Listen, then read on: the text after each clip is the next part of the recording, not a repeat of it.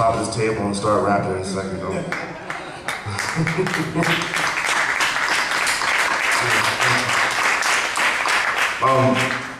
You know, and knowing Jinx and hearing his other stuff, I know he's very heavy into the soul aspect in his direction and samples and whatnot, and it's very apparent in this one. This one had just really live percussion, and it's almost reminiscent of a Just Blaze almost, which is really cool. Tell us a little bit about the beat.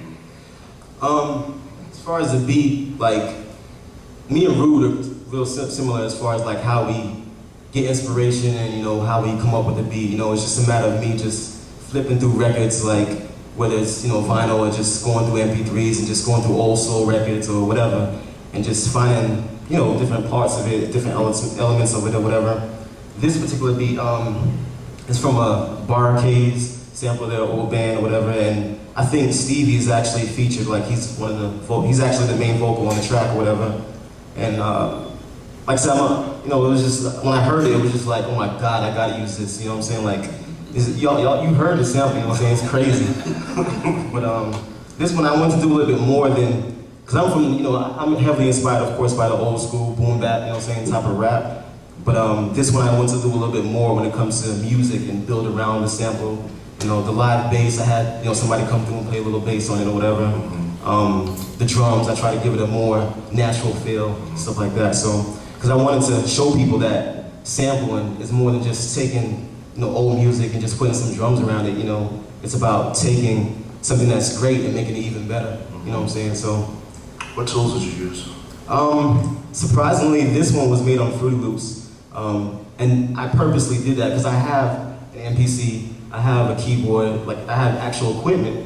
And I know Fruity Loops gets a bad rap because you hear stuff like Soulja Boy and some other stuff, whatever. Not knocking that, but I'm just saying, like, the quality, some people knock it or whatever, but I purposely made the beat in Fruity Loops to say, hey, music is music, you know what I'm saying? If you know it, and you know how to do it, it doesn't matter what you're using. So, yeah. So, why does Fruity Loops have such a bad name besides Soulja Boy? Is it a program that is inferior to others, or is it just because Soulja Boy is Soulja Boy? It's not Soulja Boy's fault. Soulja Boy. Yeah, I mean, it's not all mine. But no, it's a valid question. I mean, is Fruity Loops a resource as a producer that is a good thing to use to producing beats, or is it really an inferior product compared to something else? I mean, if you know what you're doing, it's definitely a good thing to use, you know what I'm saying? I think the reason why it gets, well, to answer the first part of that question, I mean, on the technical side of it, yeah, using actual equipment, you know, it is going to make the sound quality a lot better, you know what I'm saying? But I think that the reason why it's getting a bad rap is just like, you can go online and anybody can download it and become producer, whoever, you know what I'm saying? So the fact that it's so accessible and, you know, easy to get, I think that's the reason why a lot of people who actually do this kind of get pissed, got mad at it. It's kind of like Serato, which is, for people who don't know, you know, the equipment that most DJs, the program that most DJs use now, you know, anybody can get Serato now and call himself DJ, whoever. So I think that's the main reason, is that it's just so accessible and anybody can get it and call themselves a producer, you know. But at the end of the day, if you do music and you know what you're doing, you know. And what exactly is Fruity Loops? Is that a sampler? It's a recording? It's a software where basically you can, you know, sequence your beats, you can chop samples, you can record, I think you can record in it. You can definitely bring live, you know, sounds in it. So I mean, it's a sequencer basically. And it's all software based, so. Yeah, it's actually a program that's been around for a long time. And I agree with Jinx. You can make music with whatever. There's something that you said in the last panel, which is the average person out there listening does not care. You know what I mean? Soulja Boy's huge. A bunch of producers are pissed off about it. Whatever. Like, that doesn't stop a million people from downloading it and making it their ringtone. You know what I mean? Right. Like, the fact is, the beauty of Fruity Loops or any of that stuff is that anybody has access. You know, some people go, oh, the bad thing about it is anybody has access, but also the good thing is anybody in here, if you have some sort of ear and you hear music and you're like, man, I want to try and do this. Like, you can grab Fruity Loops and learn how to do it. I mean, it was one of the first sound chords and Fruity Loops were two of the first programs I ever picked up when I was like, I want to make music. Wasn't the first like Little Brother album made with Fruity Loops? Ninth Wonder. Yeah, Ninth Wonder. It's self-titled to this day. Self-titled makes music with Fruity Loops. Rusko sequences his tracks with Fruity Loops. You know, I mean, a huge dubstep producer right now. I mean, he's probably the biggest dubstep producer out there, and he's right now somewhere in LA smoking a cigarette and making beats on Fruity Loops. So, you know, there is that element that like just it opens it up to as many people as possible. I mean, I think I understand you get a lot of dreck and a lot of like that stuff, but I think it's a good thing. I mean, look at the track that he made. Did anybody out here, whether you're a producer or not, you thought it was fresh? And I'm not trying to get like applause, but I mean, it was a fresh track, right? He made it on Fruity Loops. Yeah. There you go. And the problem solved. And I was gonna say, to piggyback off of that, I totally agree, because I probably wouldn't be, you know, Fruity Loops did kind of put me in a position where I can be a producer, because I'm at home, you know what I'm saying, just graduating high school, have no money to go buy equipment, working at Taco Bell, and I just downloaded it, you know what I'm saying, and then I was able to do what I love, you know what I'm saying, at a low budget, you know what I'm saying, so. I agree.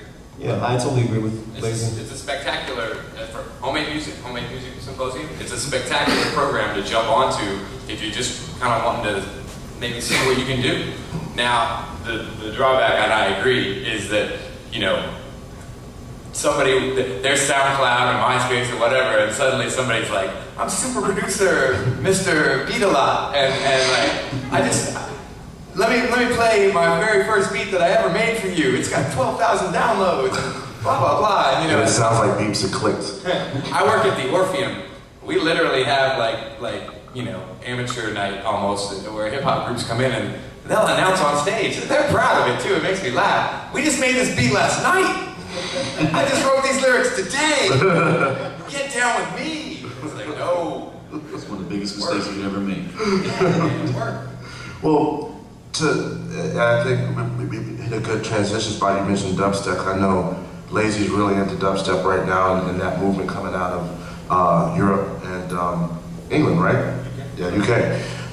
And I like a lot of stuff too. I know you've been experimenting with it, so I'm gonna go ahead and get into what you got there and listen to Lazy's music. I get a little feedback here, but I have a dubstep night that's going on at the Orpheum next Wednesday, so come check it out. Love it. Yeah. And since Struzo isn't here too, I don't know. I had two tracks. I know that's trying to jump the gun, but I did have two tracks. But I'm gonna play this one first.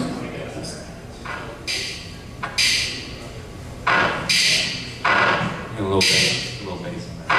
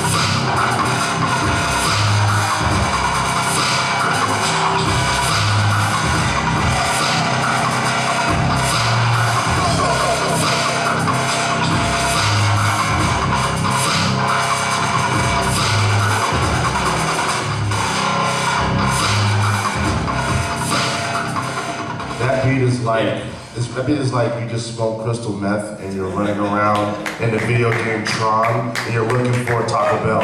You know what I mean?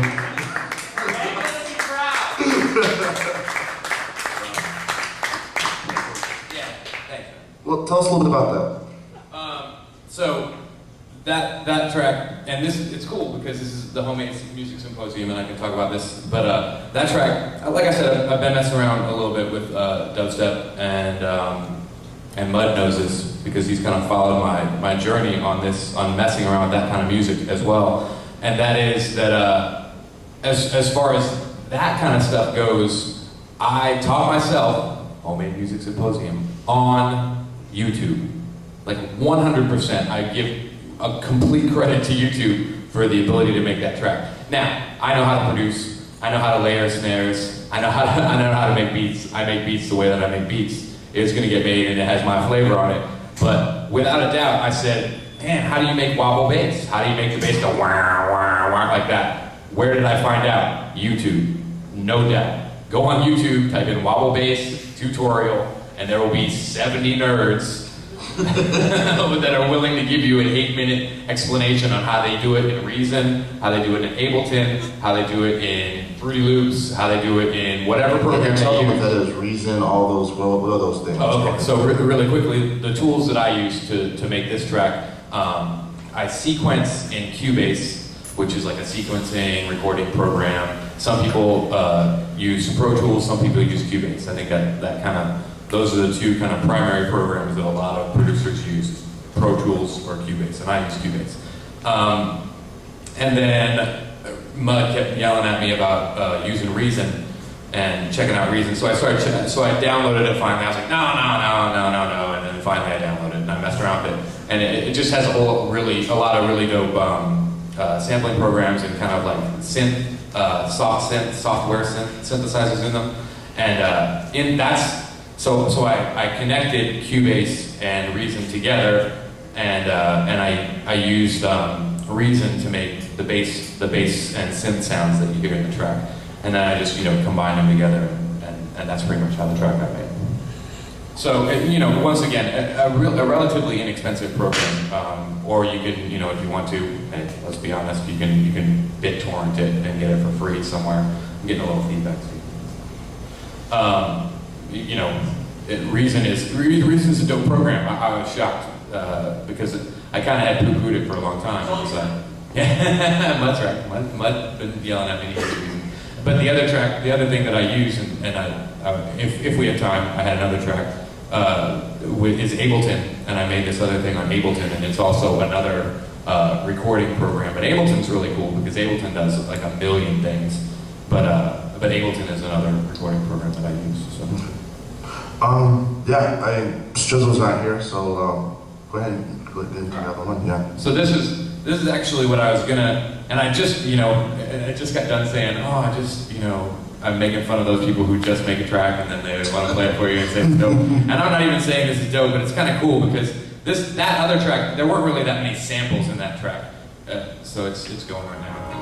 Okay, so this is one of my favorite bands, the Mother Love Bone, which is Andy Wood dead. Andy Wood died. The rest of the band was like, we need somebody, and they called Eddie Vedder, and then they created Pearl Jam. So this is Mother Love Bone, which was Pearl Jam with a cooler lead singer.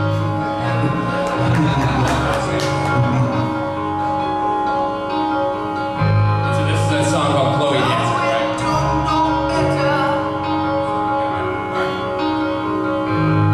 right? So you just playing piano, and then I was like, well, let me mess around with like more of a down.